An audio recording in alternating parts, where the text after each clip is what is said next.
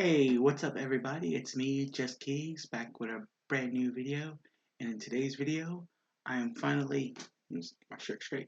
I'm finally giving y'all my thoughts on Goosebumps Season 2. Now, of course, I'm talking about the Disney Plus slash Hulu Goosebumps series reboot that started 2 years ago at the end of 2023. They finally released season two back in January. So this review is very late. I apologize for that. But with all that said and done, ladies and gentlemen, let's dive right into my thoughts.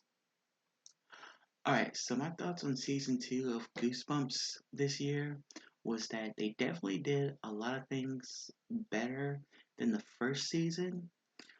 They didn't fix a lot of things that they could have.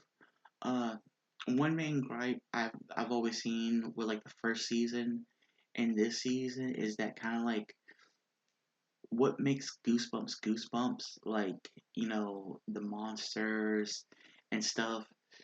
They kind of like they're there, but it's more like the character drama takes the forefront than them actually like having to deal with these monsters. Like that stuff is going on, but usually people are coming to Goosebumps because of the monsters of the week and stuff like that. Um, and the first season had a lot of stuff that was just there to build up the character drama and all that, which there is nothing wrong with that when it's done right. And what this stems from, we've seen this a lot with a lot of TV shows, especially like in the supernatural genre and stuff like this. We've seen it with that Riverdale show, um, that Netflix Sabrina the Teenage Witch show, stuff like that.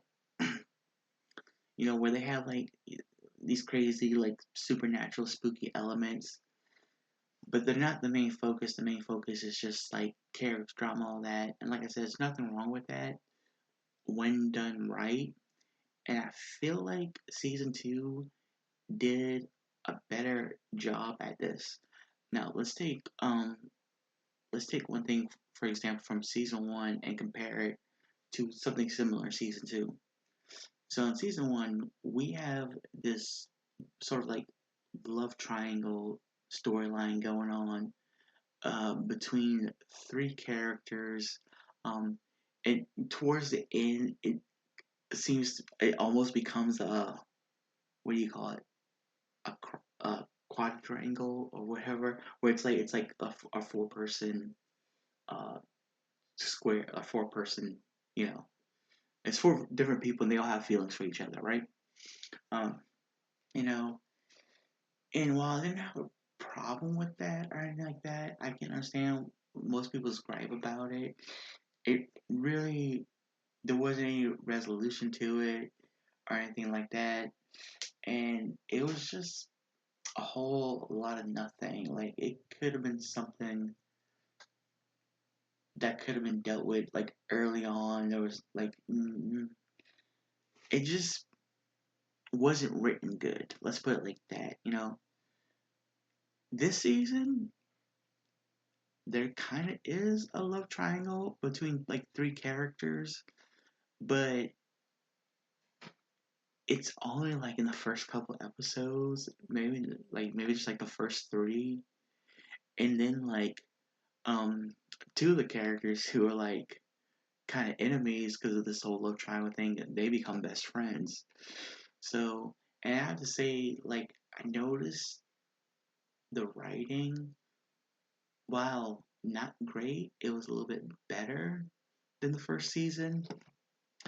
Um, One thing I noticed, like rewatching the first season, is that if you go back and watch it, there is a lot of sexual jokes, sexual innuendo.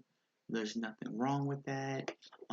Obviously, this new Goosebumps series, they aged up the characters a lot.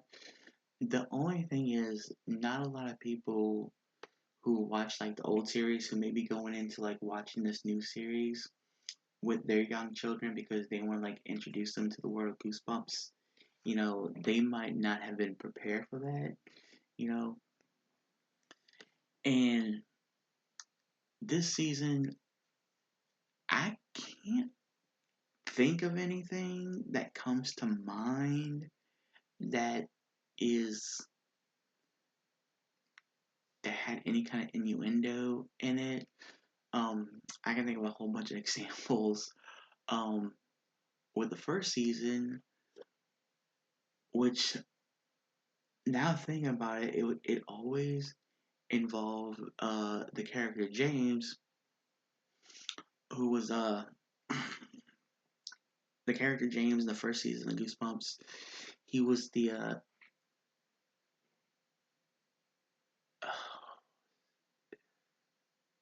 he was always making like sly references to sex things. Like he one episode he made a reference to I don't want to say it, but y'all probably know what I'm talking about. And then they had the whole clones of him that when they smashed they would turn to that goop stuff, and they called it dupe uh, dupe juice or something like that.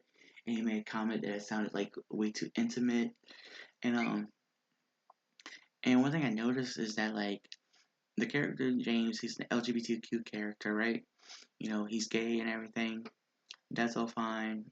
You know, everybody needs representation and all that. But there seems to be like a trope with like sometimes, and I've noticed this in other shows, where they take like a gay character and they just like make them too like overly sexual. Not everybody's like that. And that was kind of like a falter to like James' character. I felt, I liked him as a character as all. I liked the storyline and all. Um, but the sexual innuendo stuff, it was just like I can understand why it was a little too much. And then they had one scene in the first season where they ruin a perfectly good scene where they play a song during a very emotional moment, and the first part of the song is basically about a guy getting an erection in somebody's car, right? That's literally it's like that's literally how the song starts. Like I got hard in your car. Like what? And this is during a scene where they're watching like a character like move on to the afterlife, basically, right? Um so yeah, the sexual innuendo stuff is out. Um at least I can't think of anything off the top of my head. Uh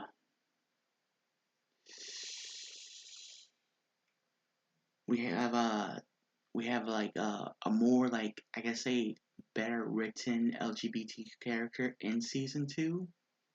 Um, and I just want to get to next. The characters in the season, loved every single one of them. Then I can't pick a favorite. Maybe Trey. You know, just because I like I kind of like his storyline. He starts off as like a jerk, and then he has like this like very traumatic thing that happens to him, and he starts like trying to like do better and be more like understanding and stuff. It's just kind of funny, and also his relationship with one of the other characters, with two of the other characters and stuff like that. It was great and everything. Um, now David Schwimmer was great in this. I feel like he got to do more, a little more than Justin Long a little bit. I feel like we got to see more of him than we saw Justin Long in the first season. Probably the same amount, but definitely hope they keep this trend. Like if we get a third season, I hope we get this trend of having like at least one sort of like recognizable name actor, playing a part role. I think that's fun. This one, like in the first season, we got a lot of people that are recognized. Um, this season mainly there was only like three people. No, talking about the adult cast members. David Schwimmer, you know, um, Anna Artiz. Is that? Am I thinking of the right person? I need to look that up. Okay, I was right on Anna Artiz, and then let me see if I pronounce this right. Uh, Centil Ramurthy, I think his name is. If y'all are familiar with the show Heroes, he was who did he play in that?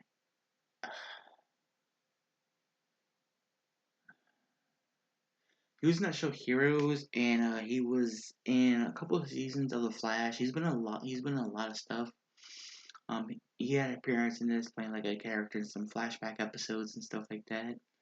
Um, now the storyline was pretty much what I expected. I had a feeling we were gonna be getting like a sort of like alien invasion storyline, and we got that months before they kind of like had announced that they were re-releasing certain books that were going to be coming out around the time they came out a little bit earlier, like October.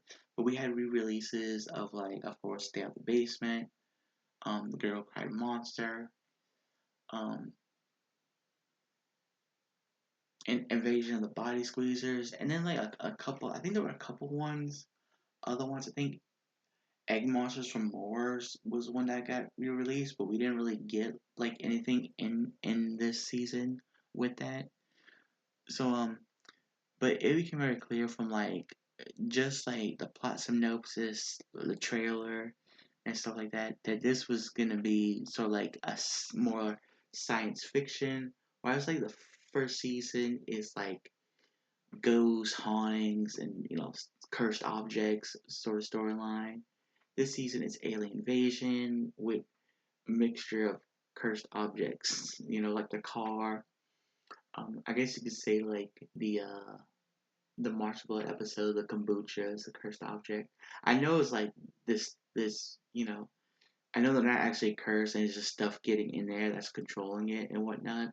But I'm just going to use like cursed as a overall term, right?